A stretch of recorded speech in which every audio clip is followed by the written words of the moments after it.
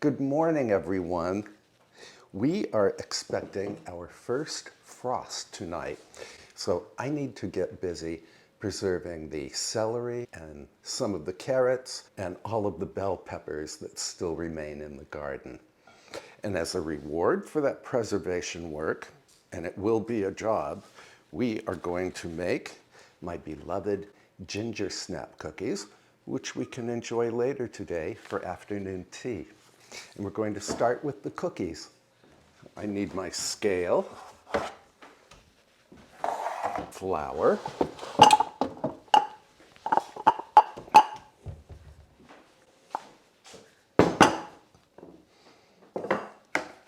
and the nice thing about this Gingersnap cookie recipe is that you do not need any special equipment, just a couple of bowls and a spatula and a whisk.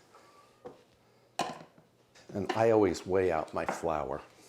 So we're starting with the dry ingredients here. And I will post the recipe that I use in the description box below.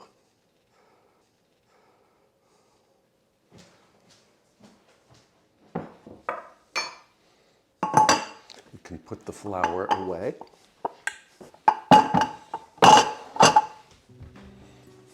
Also, for the dry ingredients, I need baking soda, salt, ground ginger,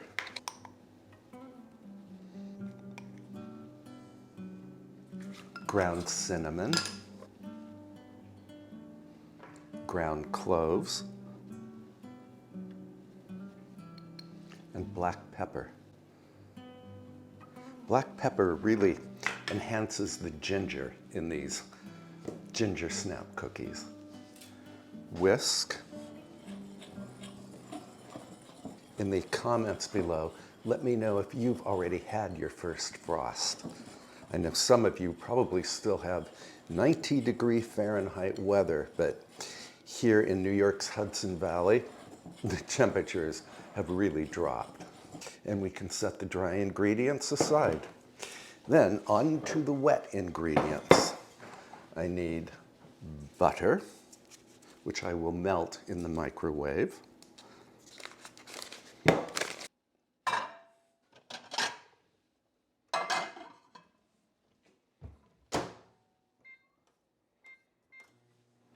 And while the butter is melting, I can have some coffee. Much needed. To the melted butter, I need granulated sugar plus brown sugar.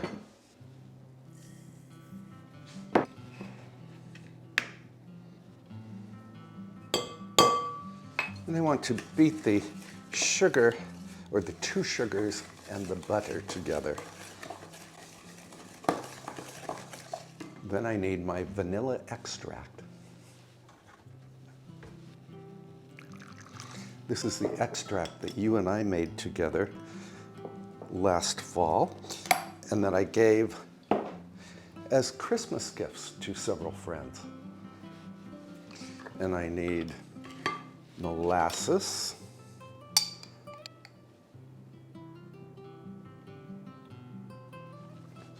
and the yolk from one large egg,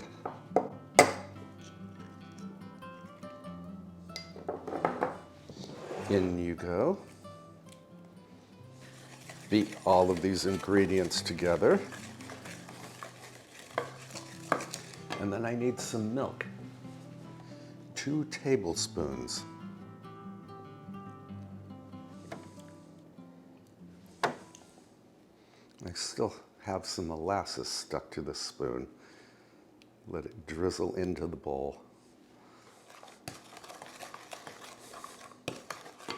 And before I add the dry ingredients to the wet, I want to clean up here and prepare my baking tray.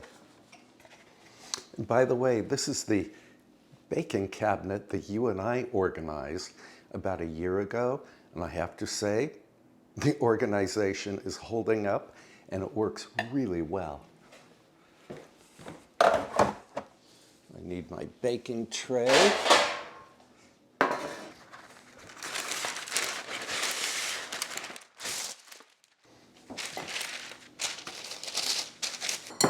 Now we can add the dry ingredients to the wet and then stir until a stiff dough develops. This dough smells wonderful.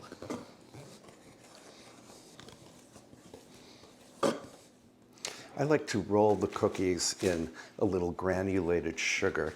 So I have the sugar in a bag here. I'm going to use my cookie scoop to form the cookies.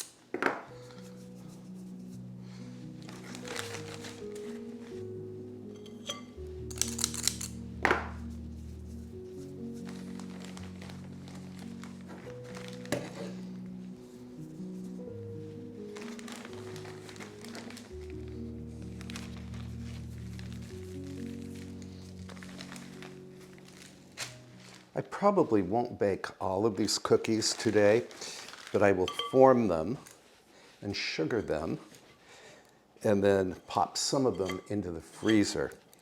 This way, I can have Gingersnap cookies ready to go whenever I want them.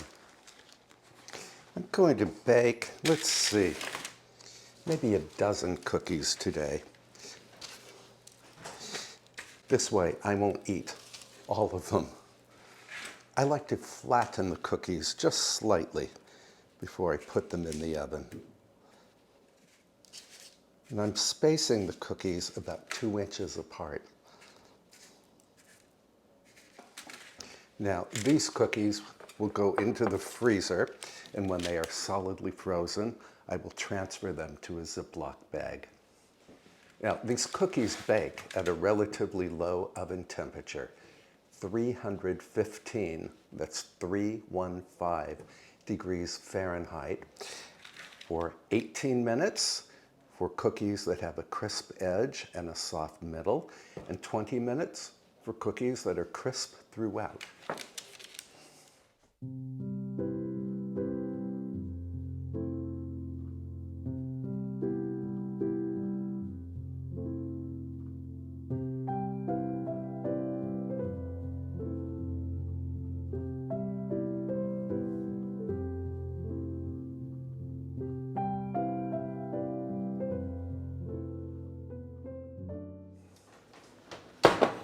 Oh, these cookies look fantastic. I'm glad I only baked 12 of them for now, because if I baked all of them, I would eat all of them today. I want to transfer these to a cooling rack.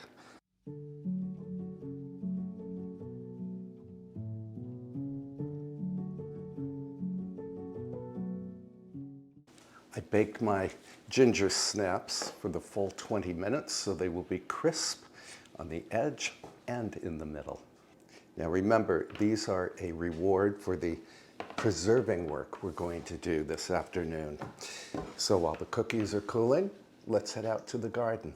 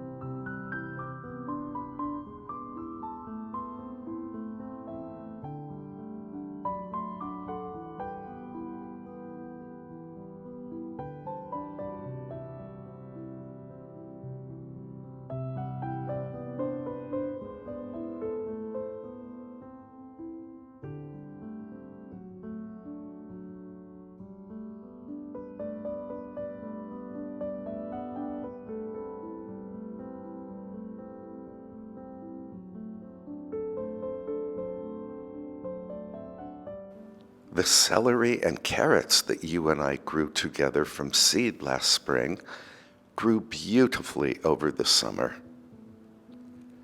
Unfortunately, the bell pepper plants did not. The plants were slow to flower and slow to fruit. That's why I only have green peppers. There's no time now for the peppers to ripen to red. The weather is too cold at this point. Still, I'm happy to have green bell peppers as opposed to no bell peppers. Well, I am blown away by this year's harvest, and I will not pretend that I am looking forward to preserving all of this produce, but I grew it and I must preserve it. So I have a big pot of water coming to a boil on the stovetop behind me. We will blanch and freeze the carrots and the celery, and mercifully, the peppers do not need to be blanched. I only need to clean them, cut them up, and freeze them. My celery is clean, so I want to simply dice it.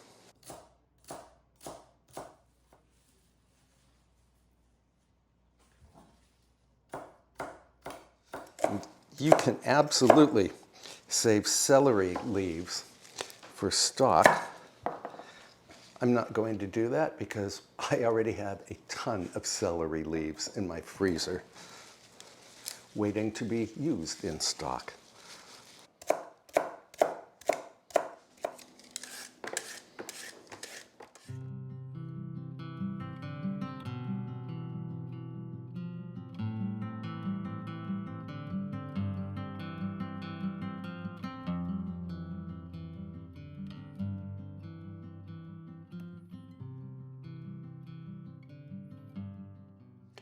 This is a lot of work for one person, but I don't mind. It's also at least a year's supply of carrots for one or even two people. So I'm slicing some of the carrots that I will blanch and freeze, and some of the carrots I will dice. And I think I will use my little dicing machine for those.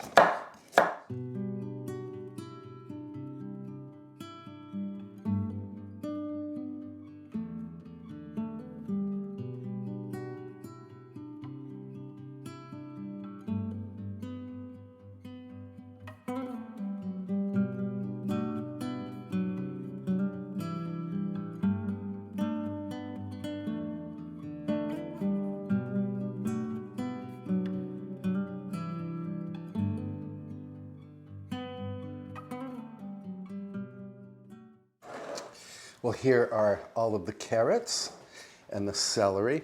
And I will say that this is definitely not a year's supply of celery for me, but a lot of the celery ribs were bad. I don't know why, but this is certainly a year's supply of carrots. And now we can start blanching. Celery requires 3 minutes in boiling water, followed by at least 3 minutes in ice water. And carrots need 2 minutes for the same. First, the celery, and I love my little blanching basket. So as I said earlier, celery needs to blanch or to boil for 3 minutes, and you start counting when the water has returned to a boil. And then afterwards, I will put the celery in the ice bath.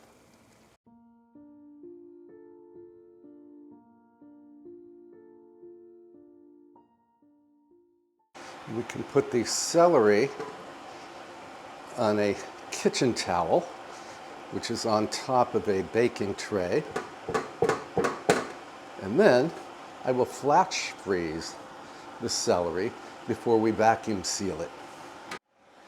And I have another batch of celery to go. Blanching kills the enzymes that can cause vegetables to deteriorate in the freezer. It also locks in color and moisture. After the veggies boil for the specified time, I put them in an ice bath. The cold water stops the cooking process, so the veggies remain tender crisp.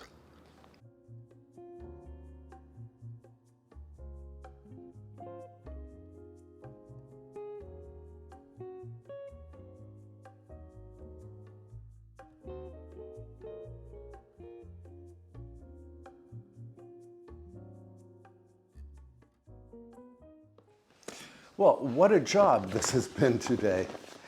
I still need to pop all of these trays of blanched veggies into the freezer, and once they are frozen, I need to vacuum seal them.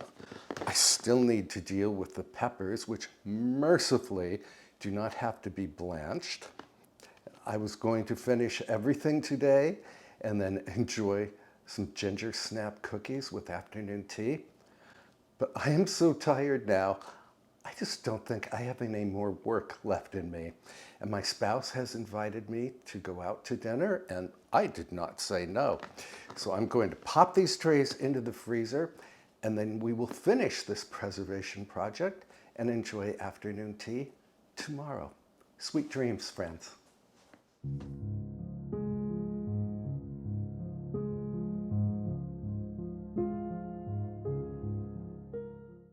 Good afternoon. It's a new day, and we did have our first frost last night. So it is a good thing that we harvested what we harvested yesterday.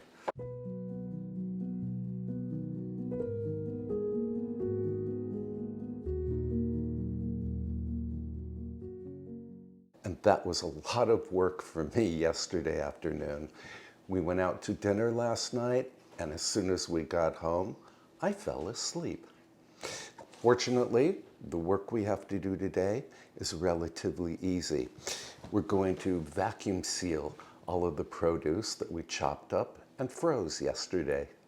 I chopped up all of the green bell peppers earlier today and flash froze them. So they will be the first item that we will vacuum seal. And I cut the green peppers into strips because I figure I will most likely use them for fajitas. And this is about the amount I would use for fajitas right here.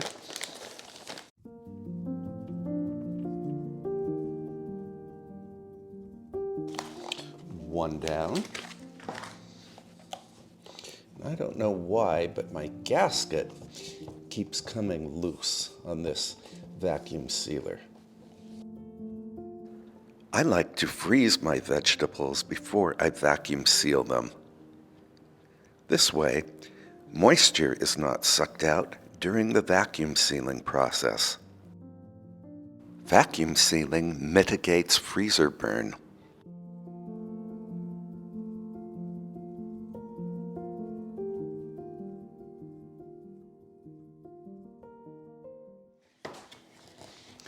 Next, I have 2 trays of carrots to do, of the sliced carrots. Now, you don't have to vacuum seal blanched produce, but if you do, it will last a lot longer, up to a full year in the freezer. And I'm freezing the carrots in portions that I think are suitable for 2 people.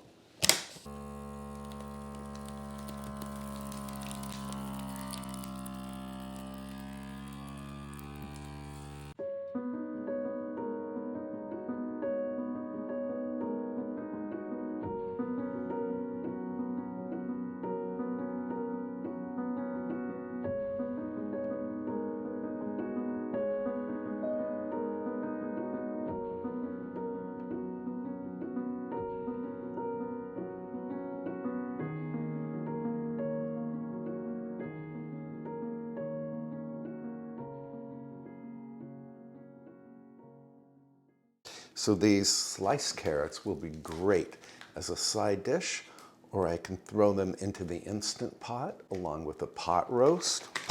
And I also like to glaze sliced carrots, sometimes with a little sugar, sometimes with maple syrup. Pop these into the freezer. And then onto the diced carrots, which will be great for adding to soups and stews, or for making mirepoix, which is how just about every soup recipe begins, with diced carrots, diced celery, and diced onion.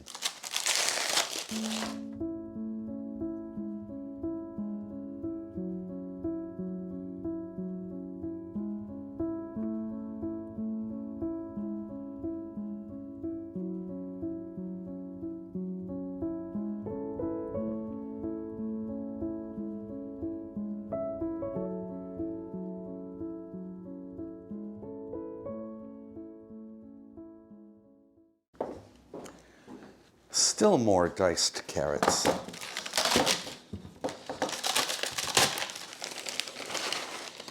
Lizette was just saying that among the benefits of freezing your own garden produce is that first, you know that it's the variety that you like. These are Bolero carrots. Could probably never find these in a supermarket. And also, they are pesticide-free, meaning they are organic. And we did all of our hard work yesterday, so the next time I need diced or sliced carrots, I don't have to buy them, I don't have to scrub them, I don't have to peel them, I don't have to slice or dice them. They will be ready for me in the freezer.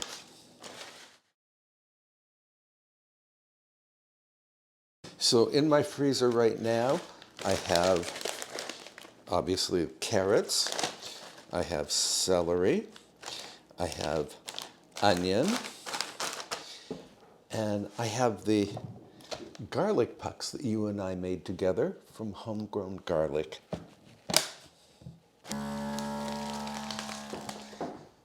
Something else I have in my freezer is the San Marzano tomatoes that you and I grew together. And I just froze them whole.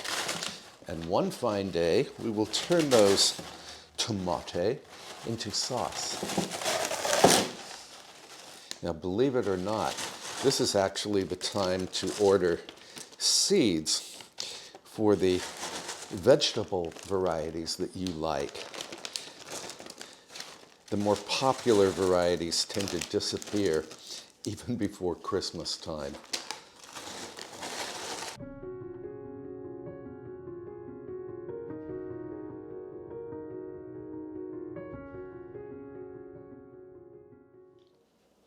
So this is all of the garden produce that you and I processed yesterday and that we vacuum sealed today.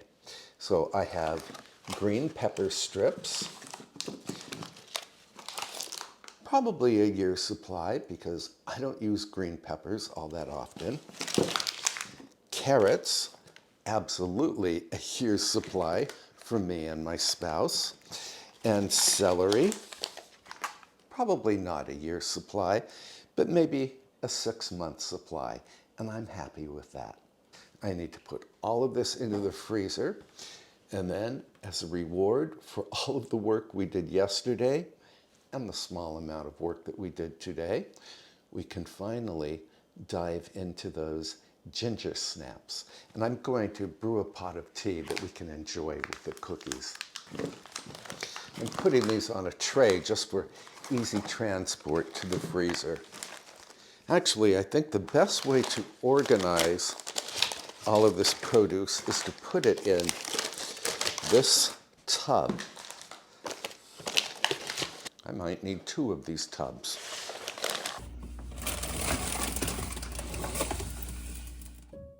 We can enjoy our afternoon tea in front of a fire. It's chilly in this old house.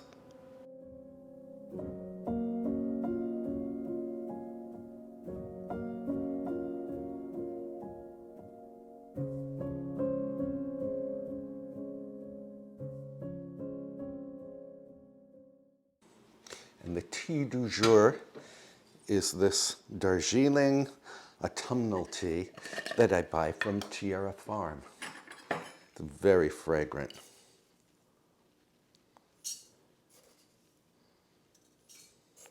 Lisette, will you join me for tea today? Yes. Yay! Lisette doesn't always drink tea, but today she is making an exception.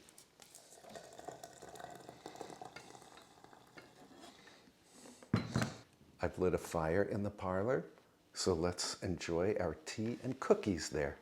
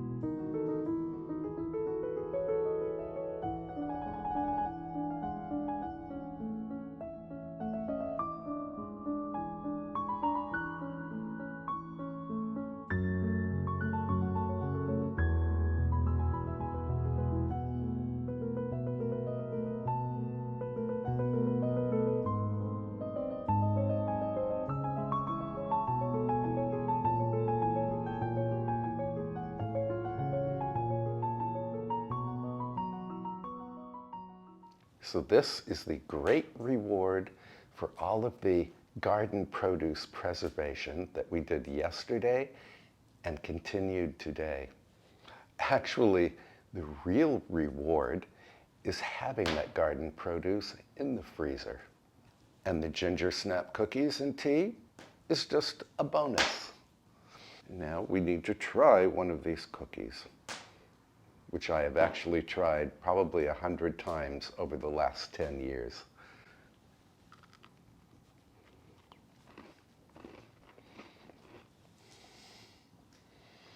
My friends, ginger snaps really are the perfect autumn cookie.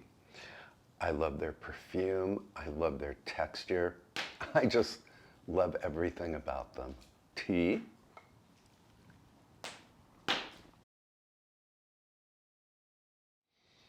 Now we will have Lizette's word on these cookies.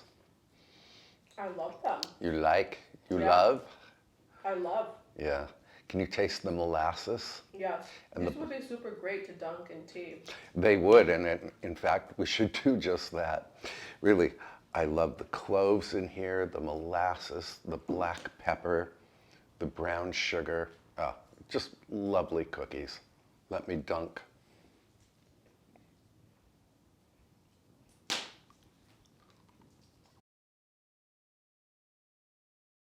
A warm fire, an afternoon tea. Life is good. Thank you so much for spending time with us yesterday and today as we harvested and preserved some of the garden produce. And we made these incredibly delicious Gingersnap cookies.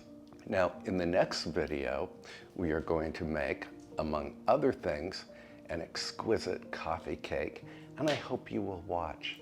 And until then, please treat yourself very, very well. Please make a batch of these ginger snaps, and I can't wait to see you next time. Bye for now, friends.